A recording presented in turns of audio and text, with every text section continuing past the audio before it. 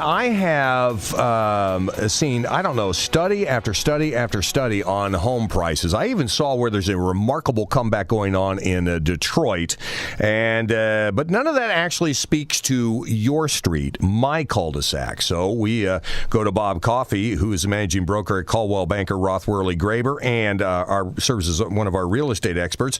Bob, good morning. Where are we at? Are our home prices starting to come back? We didn't lose that much, but are we gaining what we did lose? Well, Charlie, I think that is what we're seeing. First of all, thanks for having me back on the air. It's good to talk to you. What we're seeing, oddly enough, are a couple of things, but the biggest thing right now is that home sales have increased in pace, and when you couple that along with the fact that our inventories are decreasing a little bit, we're seeing things shift. It's supply and demand, and it works like every other economic market. So our supply is pretty low and demand is increasing. What we're starting to see is prices stabilize.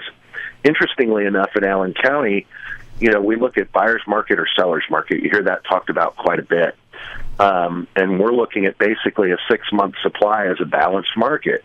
And up to a year ago, or at the beginning of 2012, we were running almost a year's supply of homes where we like that 6 months. Right now, we're back down in Allen County to under 6 months, indicating you're in more of a seller's market.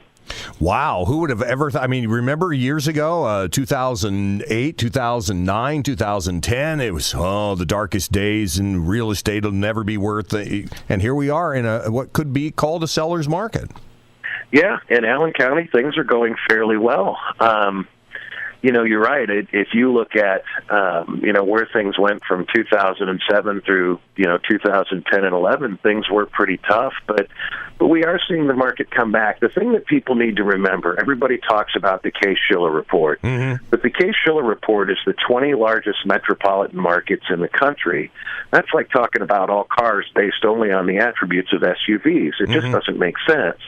In our local markets, things operate very differently, and while some of those major metropolitan markets are starting to see some very large gains, we're not quite seeing that because in the Midwest, we don't go through the wild fluctuations that they do in the major metropolitan areas. We're very steady. We don't gain a ton, we don't lose a ton, which is, it can be a blessing and a curse, but we're very, very stable in the Midwest. We've seen that historically all along.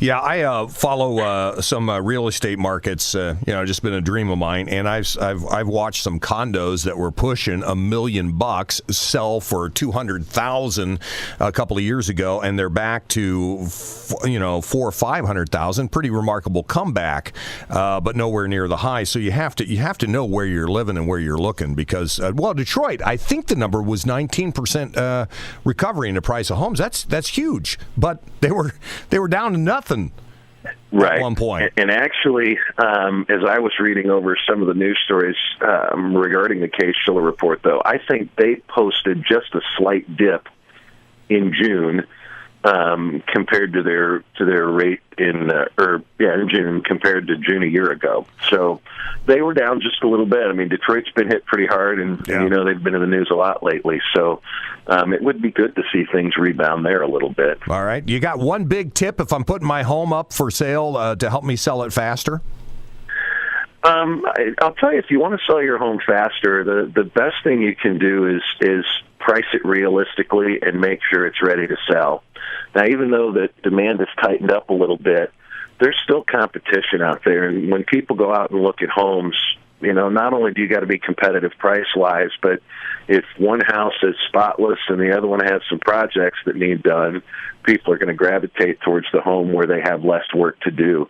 Interestingly enough, for the buyer side, right now is probably a really, really good time to buy a home. There are still some deals out there.